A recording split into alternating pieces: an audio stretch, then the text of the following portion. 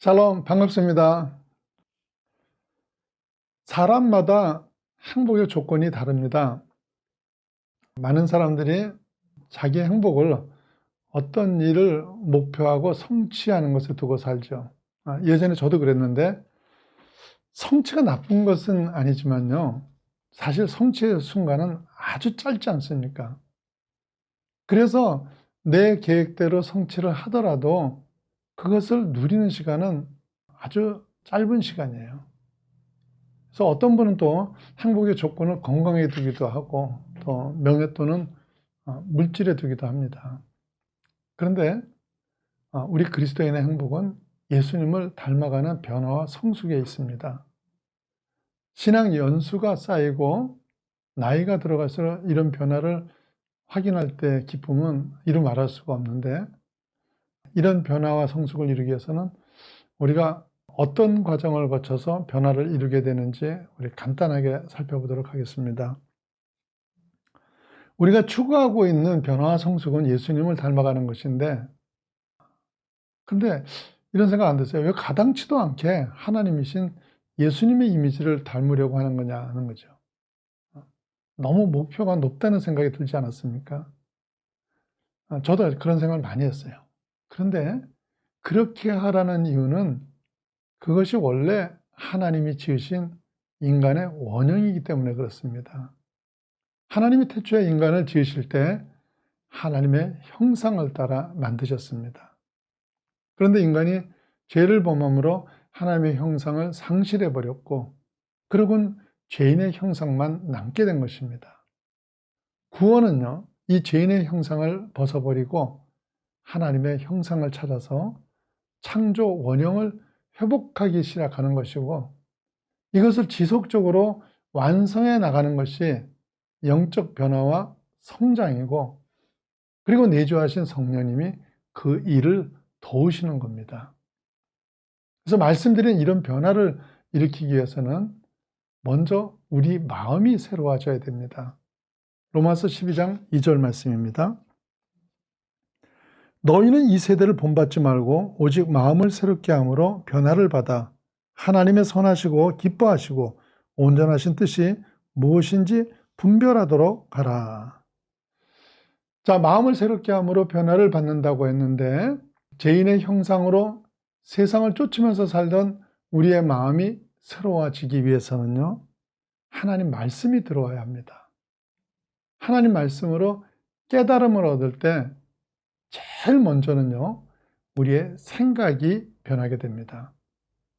이렇게 생각이 변화되면 우리의 마음이 새로워지게 되고, 마음이 새롭게 된 사람은 이제 그 시각이 바뀌게 됩니다. 여기서 시각은 눈으로 보는 걸 말하는 것이 아니라 우리의 관점을 말하는 거죠. 그래서 우리의 가치관이라든지 물질관, 신앙관, 인생관이 다 바뀌게 되는 것입니다. 그런데 이렇게 시각이 변화가 되면 이제 우리의 언어가 바뀌게 됩니다. 여러분의 언어가 바뀐 것 같습니까? 아니면 예전과 똑같습니까? 많은 사람들이 바뀐 걸 알고 계시죠? 관점이 자리를 잡으면 자연히 언어가 바뀌어야 하는 것이, 언어가 바뀌어야만 행동이 변하기 때문입니다. 우리의 행동은 알게 모르게 언어의 지배를 받습니다. 80% 이상의 사람이 부정의 언어를 선포하면 자신도 모르게 그 부정을 확인시키는 행동을 하게 되고, 긍정의 언어를 선포하면 긍정을 확인하게 된다고 합니다. 여러분이 믿음의 말을 하고 계십니까? 아니면은 불신의 말을 하고 계십니까? 여러분의 언어에 따라서 여러분의 행동이 완성이 되는 것입니다. 우리의 언어에 따라 행동이 변화되고, 그 변화된 행동을 반복하다 보면 그게 습관이 됩니다. 그리고 이 변화된 습관이 내 안에 완전히 자리를 잡을 때 나라는 사람이 변화되고 나의 미래가 변화되는 거예요. 세상 사람과 전혀 다를 바가 없었던 우리의 변화가 어떻게 시작된 것입니까? 예수 그리스도의 복음이 들어왔기 때문이죠. 죄의 종으로 살던 우리를 위해서 예수 그리스도께서 십자가에 대신 죽으시고 부활하심으로 우리가 하나님의 자녀가 됐다는 이 말씀이 깨달아지는 순간 우리의 생각이 변화되면서 마음이 새로워졌고, 그것으로 인해서 우리의 시각이 달라졌고, 그리고 말과 행동이 바뀌기 시작한 것입니다. 이렇게 신앙생활이 시작된 사람이 가장 열심히 해야 할 일은 말씀을 충만히 받는 일입니다. 그래서 그 말씀으로 인해 마음이 계속 새로워지고 말과 행동이 바뀔 때, 그럴 때 우리의 변화들이 커지는 거예요. 아무리 신앙 연륜이 오래되고 열심으로 봉사해도 그 안에 살아계신 말씀이 없으면 능력이 없고 성장하지 못합니다. 성장을 위해서는 풍성한 말씀이 필요합니다. 구원의 확신은 아주 기본적인 말씀을 통해서 받습니다. 그런데 대부분의 신자가 여기서 끝입니다. 물론 믿는 자에게 있어 구원의 말씀이 가장 중요한 말씀인 것은 맞습니다. 그런데 신앙생활이라는 것이 구원의 확신이 다라면 하나님이 뜻하신 신앙생활을 하고 있는 것은 아닙니다. 예수님이 제자들을 부르신 후 얼마나 많은 말씀으로 그들을 가르치셨습니까? 3년 이상 집중적으로 가르치지 않았습니까? 성장을 원하시면 말씀을 사모하시고 그 말씀이 역사하는 말씀이 되도록 하셔야 합니다.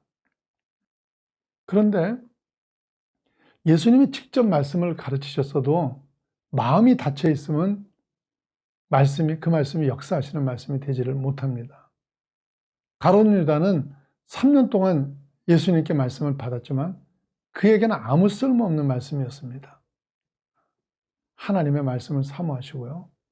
그 말씀이 역사하는 제자가 되어야 합니다. 그때 변화와 성숙을 이룰 수 있는 겁니다. 그렇다면 어떤 사람에게 말씀이 역사하시는 말씀이 됩니까? 마태복음 13장 23절 말씀입니다. 좋은 땅에 뿌려졌다는 것은 말씀을 듣고 깨닫는 자니 결실하여 어떤 것은 100배, 어떤 것은 60배, 어떤 것은 30배가 되느니라 하시더라. 여러분의 마음밭이 좋은 밭이 되어야 됩니다.